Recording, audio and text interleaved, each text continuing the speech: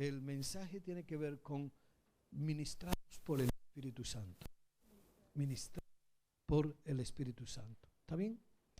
Y mirar, no sé si os dais cuenta en el tiempo que estamos ahora viviendo, pero hace 2000 años, más de 2000 años, hace más de 2000 años, la primera generación conocida como la iglesia incipiente estaba en el primer día de oración en el aposento alto, conforme se les había mandado que estuviesen esperando la promesa del Padre. ¿Bien?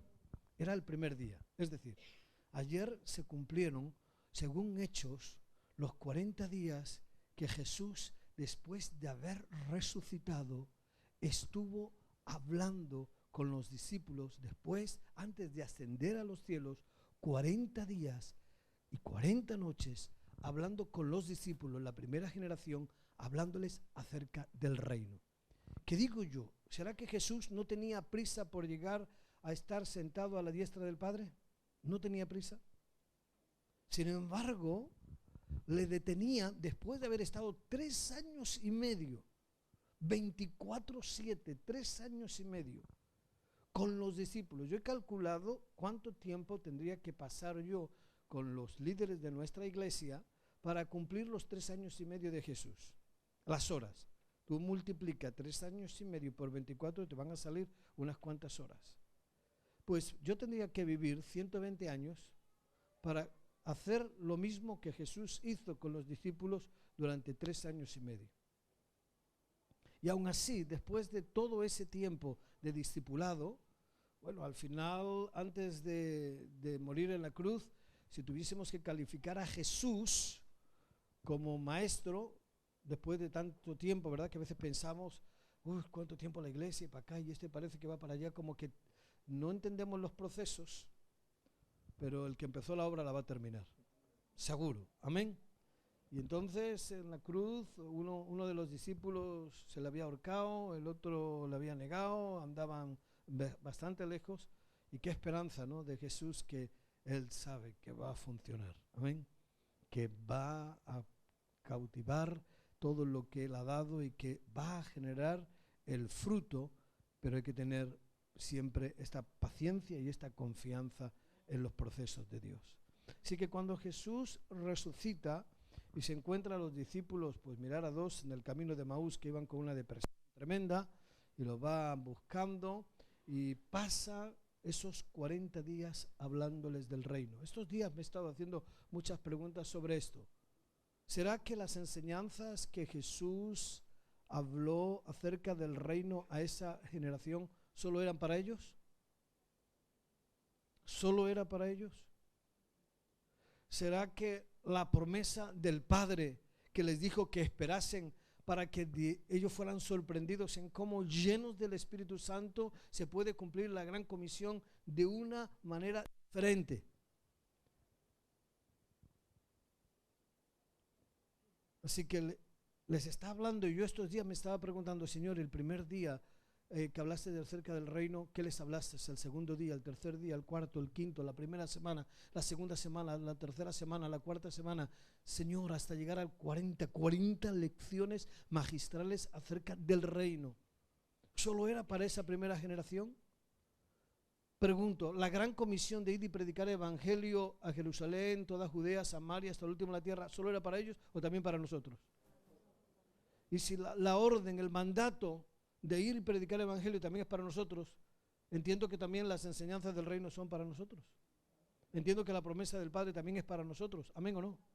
Y entonces digo, Señor, ¿y dónde están esas enseñanzas? ¿Y cómo yo puedo recibir, Señor, si tú le hablaste a ellos?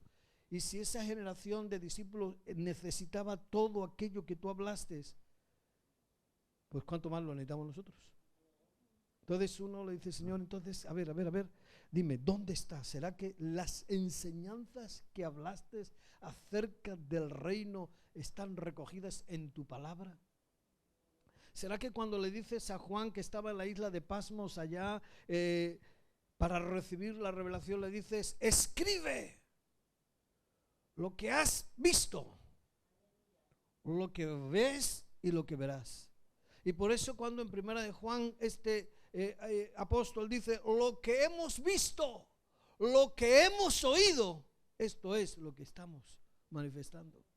Entonces yo le digo al Señor, Señor, ayuda a esta generación, nosotros, los que estamos presentes, a que cuando leemos especialmente, toda la palabra es inspirada por Dios, desde Génesis a Apocalipsis, pero en cuanto a tu reino, Señor, ayúdanos a que cuando leemos tu palabra no solamente leamos letra, que cuando meditemos y estudiemos no simplemente podamos ver, porque esto es Biblia, letra, necesitamos la luz del Espíritu, necesitamos el soplo del Espíritu, esta es la gran diferencia, para que entonces las palabras de Dios sean descubiertas, vistas en nosotros para entender todo lo que Jesús habló, todo lo que Jesús dijo, todo lo que Dios ha dicho.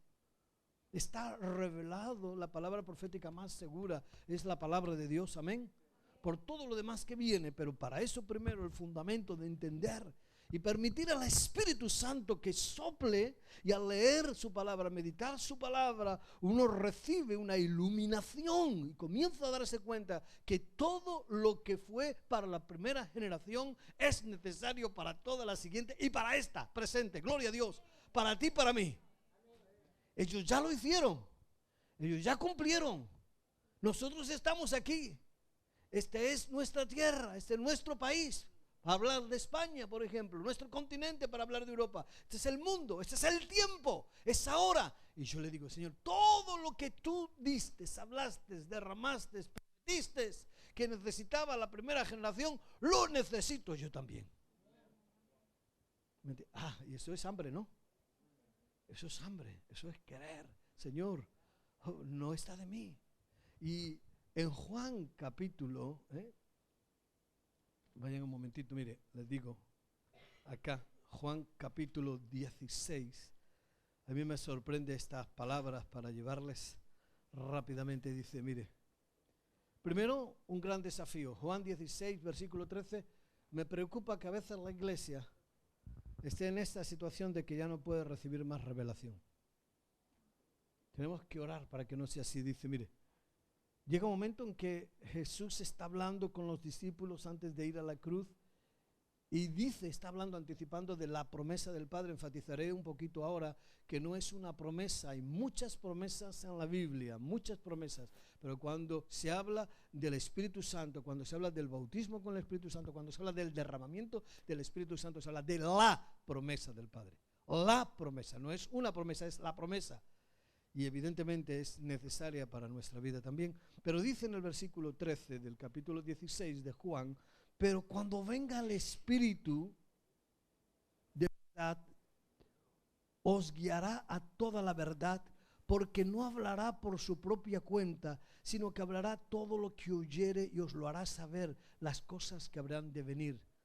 Pero veamos el anterior que dice en el 12, aún tengo muchas cosas que deciros, es decir, tengo muchas más cosas que hablar. Hay un momento que Jesús se da cuenta que los discípulos no pueden entender más. Ha llegado un momento que hay un límite de revelación. Y dice, pero ahora no las podéis sobrellevar. Ahora no, todavía no. Y yo digo, uy, Señor, no, yo sí. Yo todavía puedo seguir. No, háblame más. Por favor, revélame más, dime más, ilumíname tu palabra, Señor, muéstrame más, descórreme el velo todavía más. Yo no quiero llegar al punto de pensar, pobrecito, ya. No, la iglesia tiene que ser una iglesia hambrienta, una iglesia dispuesta. Los discípulos de hoy tienen que ser una generación que dice, Señor, más, dame más, dame más, dame más. Y además me encanta el chismorreo del cielo. Sí. Yo le llamo a este versículo que he leído el chisme del cielo. ¿Saben por qué? Usted ha visto que de repente cuando dos están hablando y otro está escuchando, va luego y lo cuenta. No sabe lo que estaba hablando Pepe de Juan y estaba hablando de ti. Así. Y que decía, mira, decía esto y tal, ¿verdad? Eso es un chisme normalmente, ¿no? Cuando alguien te cuenta algo que ha oído a otro y tal. Pero aquí dice, que miren lo que dice. Pero cuando venga el Espíritu de verdad, Él os guiará a toda la verdad, porque no hablará por su propia cuenta, sino que hablará todo lo que oyere. Me encanta este chisme. Yo le digo, Señor, me encanta. Es decir, el Espíritu está ahí pendiente de lo que habla el Padre, el Hijo. y viene y dice que Él viene y nos lo cuenta. Lo que el Espíritu habla, es decir, lo que en el cielo se habla de ti y de mí, el Espíritu nos lo cuenta. El concepto que Dios tiene de nosotros, la estima, el amor, el propósito, la revelación, el plan de Dios sobre ti, sobre mí, sobre la iglesia en este tiempo. ¿Qué es lo que Jesús y el Padre hablan? El Hijo y el Padre hablan. Lo que la iglesia del siglo XXI debe de hacer y cumplir. Lo hablan y el Espíritu viene y lo suelta. Gloria a Dios. Aleluya. Tremendo, ¿no? Y dice que nosotros tenemos que estar dispuestos. ¿Qué se está hablando en este tiempo? ¿Qué se está hablando? Sí, se habla de nosotros.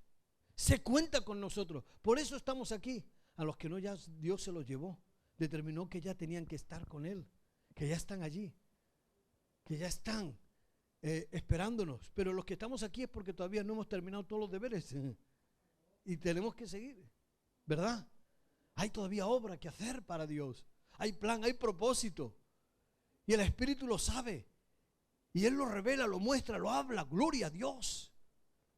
Y entonces, hoy se cumple ese primer día que los discípulos en obediencia después de esas enseñanzas del reino, como unos 120, el evangelista Lucas, la estadística que le llega es que cuando preguntan no saben si 119, 121, como unos 120.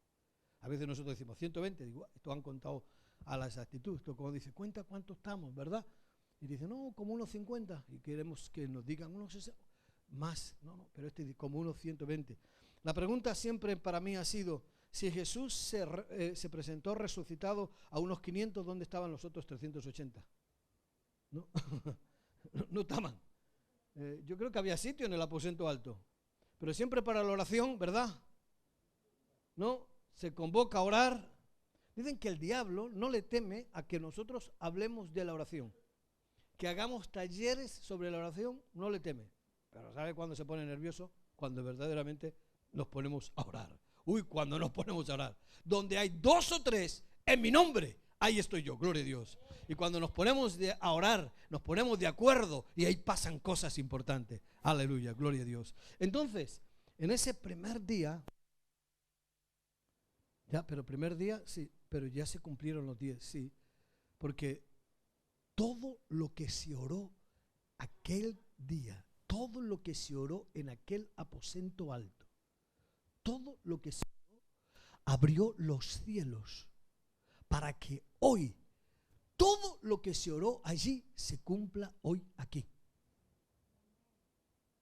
Todos aquellos 40 días de enseñanza del reino, todos aquellos 10 días de oración, donde el primer día parece que no pasaba nada, el segundo día parece que no pasaba nada, tercer día, cuarto día, quinto día, sexto día. Yo me imagino algunos ya de, Pedro, 7 días y aquí no pasa nada. No, alguien dijo 10, para que se cumplan los 50. Y será la fiesta de Pentecostés y ya tendremos que bajar a la fiesta, porque nosotros somos judíos observantes y pasaremos también, aunque somos ya, ¿verdad?, de los del camino, bajaremos para celebrar como buenos judíos. Estaban sus planes. En sus planes no era que Pedro iba a predicar a las 9 de la mañana lleno del Espíritu Santo, un mensaje cristocéntrico, y que por lo tanto iba a decir cosas que ni se hubiese atrevido a decir en otro momento, pero lleno del Espíritu Santo, gloria a Dios. Ese día a las 9 de la mañana iba a traer un mensaje poderoso donde 3,000 varones y cuántas mujeres habría y niños entregaron su vida a Jesucristo, ya reconociéndole como Salvador, Señor y Rey de sus vidas. Amén. Pero todo lo que oraron allí, hoy día han dejado cielos abiertos.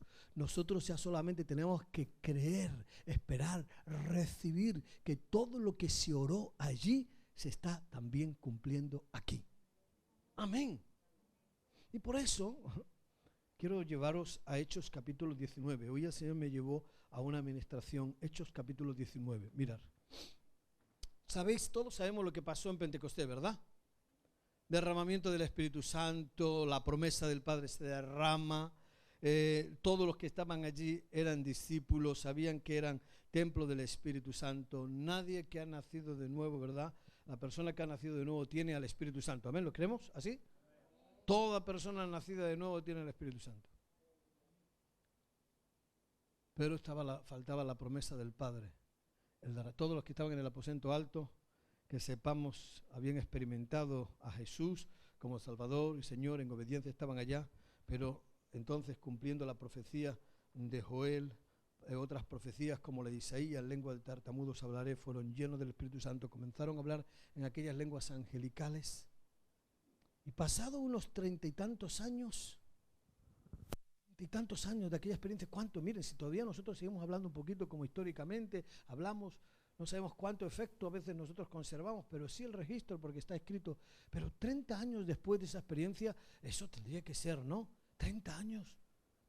Sin embargo, cuando Pablo llega a Éfeso en el capítulo 19, ni habían oído del Espíritu Santo. 30 años después, que yo me pregunto, 2000 años después, ¿dónde estará la iglesia con el Espíritu Santo? Si 30 años después, aun cuando fuera en otra región, aunque no fuera en Jerusalén, pero esas noticias habían corrido, llegaban, iban. Jesús prometió la promesa del Padre. Yo me voy, pero no dejo huérfanos. Viene el Espíritu Santo. Y entonces llega Pablo, y vamos al capítulo 19. Versículo 2 hace dos preguntas. Estas dos preguntas para mí fueron, dice que les dijo cuando llega a Éfeso, ¿recibisteis el Espíritu Santo cuando creísteis? Y ellos dijeron, ni siquiera hemos oído si hay Espíritu Santo.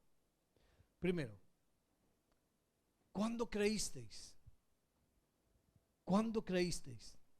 Aunque la pregunta de él es, ¿recibisteis el Espíritu Santo cuando creísteis? La pregunta del Espíritu Santo hoy a la iglesia es, ¿has creído? ¿A quién crees? Porque hay gente que está pidiendo cosas a Dios, de Dios, pero no ha creído. Porque no hay que creer en Él, hay que creer a Él. A Él. Hay que fiarse de Él. Antes cuando estaban aquí, el pastor estaba hablando de sueños, de propósitos. Esto es importante, porque primero la visión y después la provisión.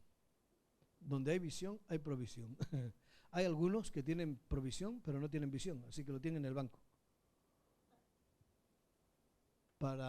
Sí, hay gente que tiene dinero ahorrado para sus hijos, pero no es capaz de comprarle un helado a su hijo.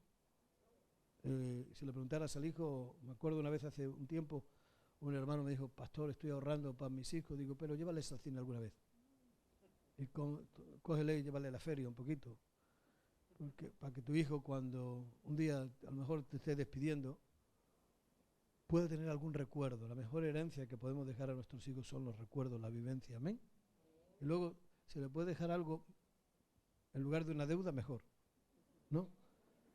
Pero qué bueno que nos recuerden también, que recuerden que pudiste jugar con él, ¿verdad? Que pudiste, ¿vale? Y si no lo pudiste hacer con tu hijo, hazlo con tu nieto. ¿Está bien? Que hay tiempo para rectificar. Y si no, con el hijo de otro si te deja. Pero hay que hacerlo, ¿no? Hay que hacerlo. Hay que buscar la manera de pasar tiempo con aquellos que pueden recordar. Y la iglesia tiene que entender esto también. Nosotros que tenemos que creer a Él. Y que es una cuestión importante. Cuando Pablo llega allí y le dice, ¿recibisteis el Espíritu Santo cuando creísteis? Creísteis. Es muy importante saber esto. Es muy importante que no podemos pedir nada más a Dios si no tenemos una plena confianza en Dios. Y esa plena confianza en Dios no viene de nosotros, no viene de ningún diseño, ningún formato. Solo puede ser producido por el Espíritu Santo que convence de pecado, de justicia y de juicio. ¿Conoces a Jesús? Es un milagro. ¿Sí? ¿Cuántos hoy quieren ver milagros? ¿Sí? Pues mírate al espejo. ¿Has nacido de nuevo? ¿Has confesado que Jesús es tu Salvador y tu Señor? Pues cada vez que quieras ver un milagro, vete al espejo. Y mírate, bienvenido milagro. No hay un milagro más grande que veo todos los días que cuando yo me miro al espejo. Digo, Dios mío, lo que has hecho en mi vida. has transformado mi vida, has tocado mi vida, me has cambiado, has perdonado mis pecados. Gloria a Dios. Soy el mayor milagro del mundo. Porque ¿de qué me serviría, hermanos, que yo me gozara con que un cojo anda, un ciego ve, que lo quiero ver y lo veo y doy gracias a Dios por cada vez que hay un milagro? ¿Y de qué me serviría saber que mucha gente conoce a Jesús en otro sitio si yo no soy salvo? Bueno, sería una buena, me alegro por las cosas que le pasan a los demás, pero la primera cosa, la primera situación importante es que yo, por la gracia de Dios, por la misericordia, he creído. Gloria a Dios. He creído. Es un milagro. Quizás nosotros nos desesperamos porque el hijo, la esposa, el esposo, el amigo, el vecino, el jefe, todavía no se ha entregado al Señor y que tú dices que es muy duro y que le hablas. Es que es un milagro la salvación. Tenemos que seguir compartiendo del Señor. Tenemos que seguir hablando de Jesús. Tenemos que seguir siendo luz. Claro que sí, anunciar, no podemos callar. Pero no debemos de olvidar que la salvación es gracia de Dios. Y por lo tanto, cuando ocurre, tenemos que dar gloria al Señor. Y para eso lo mejor es que te mires al espejo todos los días. No solo para ver si eres mayor, ya has envejecido. Yo no sé, cuando Fidel fue a Zaragoza, no recuerdo, Juanita, si tú llegaste en aquella ocasión, pero él sí me recuerdo porque fue el que me dejó ahí chafado con lo de predica la gracia. Entonces yo tenía pelo, raya en medio. Yo jamás predicaba sin antes, cuando ya veía que se acercaba la hora, llevaba un cepillito de rulo, me iba al baño, necesitaba que el pelo no se moviese. Y Dios dijo, hombre preocupado, le voy a despreocupar. Se acabó. Anda que no he ahorrado yo en laca y en cepillos. Así que cuando en Zaragoza, que es conocida por el viento, hay una boda y todo el mundo ahí con el pelo, yo digo, yo estoy despreocupado, ya puedo hacer todo el viento que haga. No, bueno, entonces, así que hay que sacarle lo bueno a las situaciones. Pero cuando uno, gracias Señor, porque el Espíritu Santo tocó mi vida y trajo convicción de pecado, de justicia y de juicio. Y después la siguiente pregunta es, si cuando creísteis, y aquí la cuestión es que si tú has aceptado a Jesús como Salvador, viene la segunda pregunta, ¿recibisteis el Espíritu Santo? Que ya no es que ya tengo al Espíritu Santo, que soy templo, pero ahora se trata de permitir que el Espíritu Santo, la salvación, es una experiencia del Espíritu Santo de fuera adentro. Todas las personas que hemos nacido somos criaturas de Dios, pero no somos hijos de Dios. Esto lo sabemos, ¿sí? Él nos da la potestad, como dice en Juan capítulo 1, versículo 12, de ser hechos hijos de Dios. Es decir, somos alma, cuerpo y espíritu. No que tenemos, sino que somos. Porque el alma y el espíritu son indisolubles y solo el cuerpo se separa momentáneamente para luego, como dice en Corintios 15, viene la resurrección del cuerpo. Amén. Y hay una antenita, la del wifi, que es el espíritu, el cuerpo nuestra fundita, el alma, los signos de las emociones, la identidad, pero el espíritu, que anda por ahí moviéndose.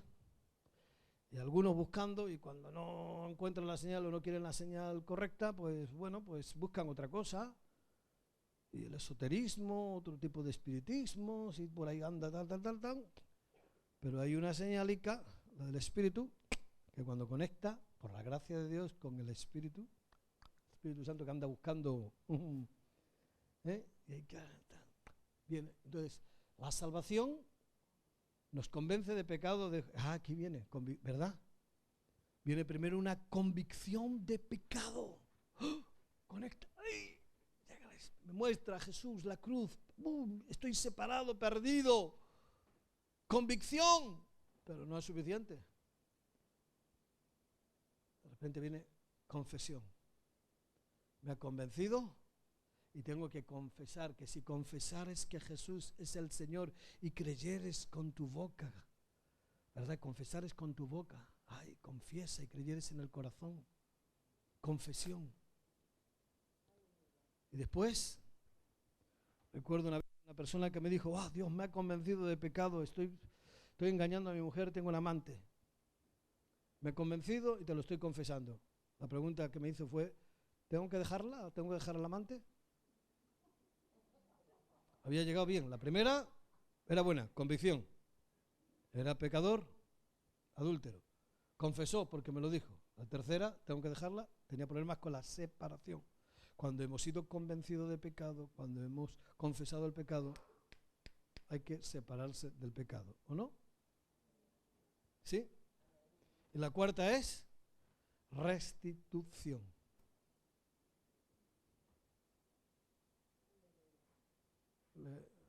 Zaqueo, tengo que entrar en tu casa. Alguno dirá, Jesús, este es pecador, ya, pero tengo que entrar en casa. Zaqueo baja. Ya está Jesús. El Espíritu Santo, ¡pum! La antenita de Zaqueo. Zaqueo conecta, es convencido de pecado. Y soy pecador. Confiesa su pecado y dice, se acabó, ya no voy a extorsionar más, ya no quiero ser el principal de los publicanos. Y además, restitución. ¿Cuánto he robado? Así que tengo que restituir. Esto muestra que son frutos dignos de arrepentimiento. Recuerdo una vez que una persona me dijo, pastor, yo ya he entendido bien esto, he entendido bien de que todo lo que... Así que a partir de ahora voy a dar la manutención a mis hijos, porque son mis hijos y yo, aunque me he separado, pero ya Dios ha perdonado mi vida y bueno, son mis hijos y a partir de ahora yo le voy a dar y yo le digo, ¿y cuánto tiempo llevas sin darle? Porque eran tus hijos antes también, ¿no? Así que después que el Espíritu Santo tocó su vida, se dio cuenta que tenía que hacer el esfuerzo para restituir lo que no, eso es fruto digno de arrepentimiento. Espero que no te esté poniendo en problemas.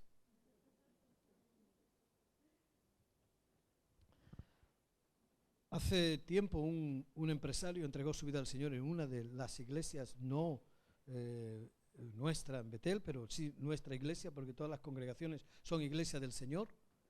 Y me cuenta la pastora de aquella iglesia que la persona entró, el empresario conocido como un hombre duro, difícil, había oído el Evangelio por 40 años.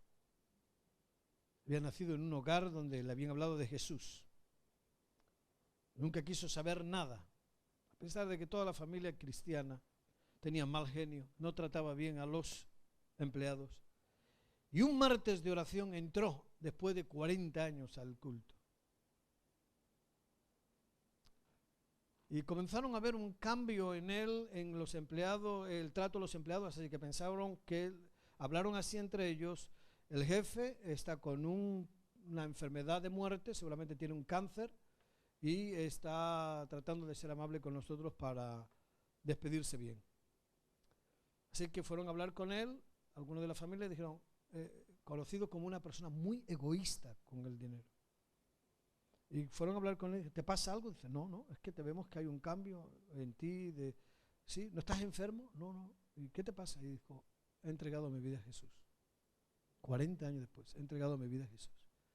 Y le pregunta, oye, ¿tú vas a la iglesia? Sí, tal. ¿Y en la iglesia cómo es esto del diezmo?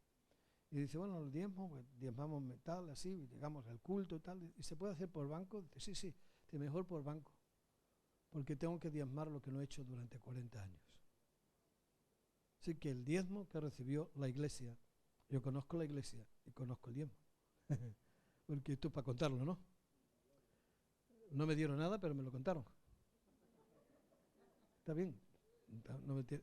Así que 40 años de diezmos, él entendía, en su caso, desde que oyó la primera vez del Evangelio, desde que le hablaron de Jesús, contó todos los años que se resistió.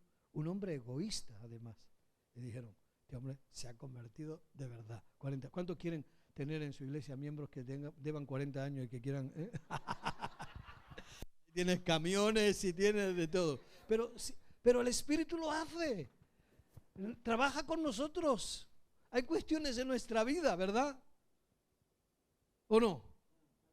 Y uno dice, yo tengo gente que ha entregado su vida al Señor y les veo servir y tengo hermanas ya jubiladas, profesionales, una doctora impresionante y la veo y me dice, pastor, he perdido tanto tiempo. He perdido tanto tiempo que ahora está como, pero tratando de recuperar del tiempo que creo yo que no predicó, que no habló, que no testificó. Eso es restituir tiempo perdido. Señor, ese tiempo no te serví, no lo entregué, pero ahora, Señor, me has dado la oportunidad de estar aquí. Somos esa generación. Somos nosotros ahora los que estamos acá. Y entonces Pablo, que llega allí a Éfeso y ve todo el trabajo, se encuentra con este grupito de 12 y le dice, no dijo, pues somos 12, imagínense, no sé si hoy aquí somos más de 12, me parece que sí. ¿No? ¿Somos más de 12? Sí. Él vio 12 y dijo, vamos a ver, ¿cuál es el principal problema para que una iglesia se quede estancada? ¿Cuál es lo mejor que puede desear una iglesia, un grupo donde esté, para poder decir que va a cambiar, que va a haber tiempos extraordinarios? ¿Cuál es? ¿Cuál es lo que más necesita una iglesia? Yo lo he visto hoy, le decía a Reyes, la gente no necesita ya ni que nadie toque la batería, ni nadie toque el piano, ni nada. Está un grupo de alabanza impresionante, ahí fenomenal, una persona dispuesta y tiene aquí de todo tipo de música con estas pistas, impresionante. Mejor que vengan algunos por tener algún movimiento humano alguna vez, ¿no? Pero si no, ahí está. Así que necesita la iglesia, mucha gente, para que Rota sea conmovida por el poder de Dios. Puerto Santa María, Jerez de la Frontera, todo el sur de España, la mitad de España para abajo, la mitad de España para arriba. ¿Qué necesita la iglesia del Señor en España? Mucha gente, muchos congresos, muchos eventos. La iglesia necesita el derramamiento del Espíritu Santo. Amén. Y entonces Pablo ve a los 12 y dice, a ver, creísteis, ya veo, sois discípulos, creísteis, tenéis al Espíritu, es decir, sois templo del Espíritu. Pero ahora les está hablando de la promesa, de aquello que se oró en Pentecostés y que se recibió, de aquello para que Jesús les mandó que estuviesen 10 días. Todo lo que nosotros tenemos que pedir es lo que se declaró, lo se oró, se firmó, se selló, se abrieron los cielos. No hay que orar para que los cielos se abran. Hay que orar para estar mientras el cielo está derramando la unción que nos caiga a nosotros. Hay que estar en el lugar dispuesto. Señor, aquí estoy. Ya se oró. No digo que no haya que orar, pero ya se prometió. Ya se profetizó. Ya se ordenó que el aposento alto fuese para estar allí. Pero ya se abrió el cielo en el aposento alto.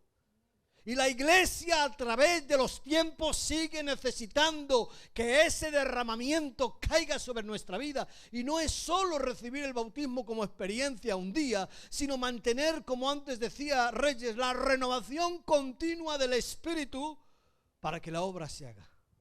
No es cuestión de número, es cuestión de actitud, de posición y de creer a Dios. Y cuando le pregunta a los 12, dice, ni siquiera esto que estás hablando, esto que ni lo hemos oído. Yo digo, Señor, si 32 años después de aquella experiencia de Pentecostés, ya en otra región, aquella generación de discípulos no lo había oído, ¿qué puede pasar después de 2000 años? ¿Dónde estará la iglesia? ¿Dónde estarás tú y yo? ¿Dónde estaremos? No, necesitamos, Señor, que lo que hablaste a los discípulos en Juan 16, que no podemos, no, Señor, abre, despierta. Sí, yo sé cuál es el movimiento del Espíritu, el que dijiste es el Paracleto, el que está con nosotros todos los días. Yo me voy, pero no os dejo solos, no os dejo huérfanos, está a vuestro lado, gloria a Dios, con vosotros. Esta es la realidad, es la verdad de Dios, os guía a toda verdad, os habla todo lo que oye.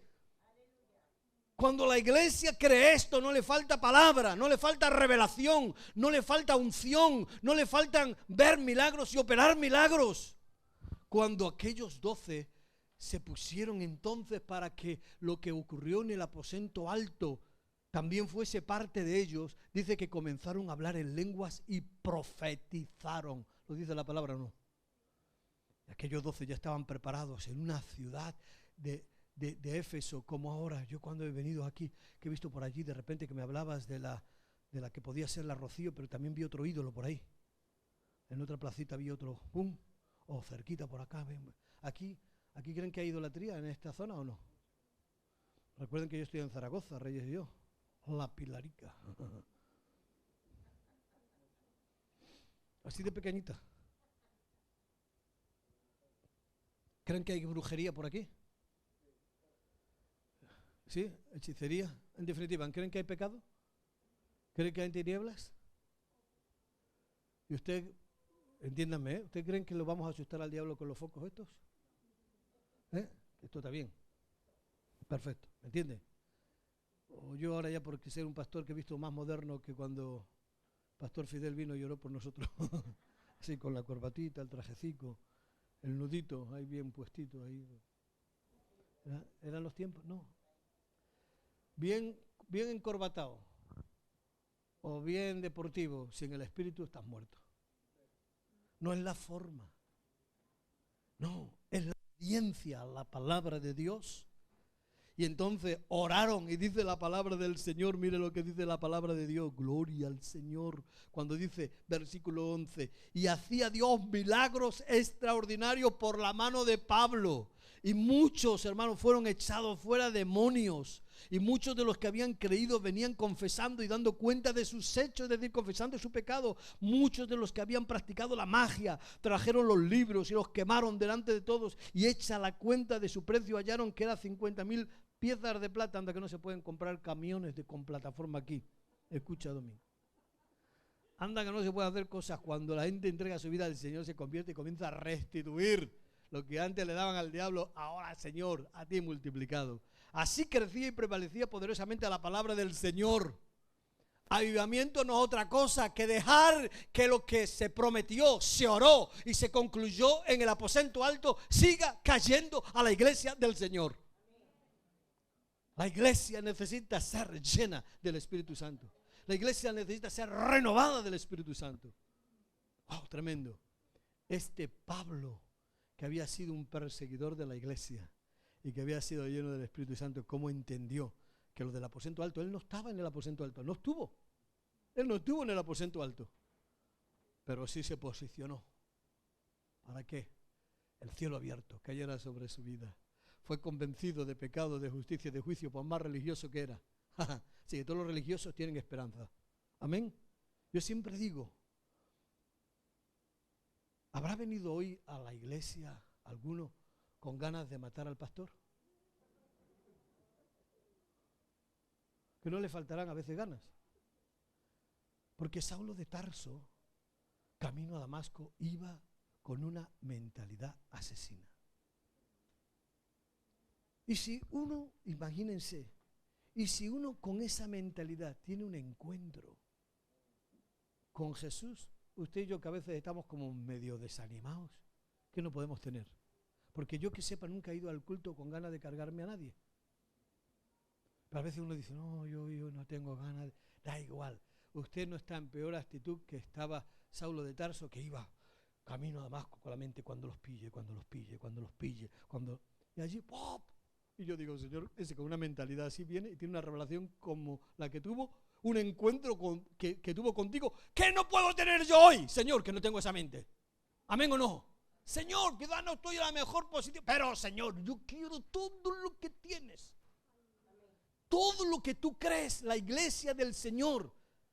La iglesia en Rota necesita el derramamiento constante del Espíritu Santo. Porque ya podéis tener 50 camiones, porque sin el Espíritu no hay nada. Amén. Uno puede tener las mejores dependencias para dar todas las aulas abiertas, sin el Espíritu nada. Porque cuando hay todo este derramamiento del Espíritu, vienen todas las herramientas, una las usa con fuerza. Nuestra fuerza no es en espada ni en ejército, sino con su Santo Espíritu.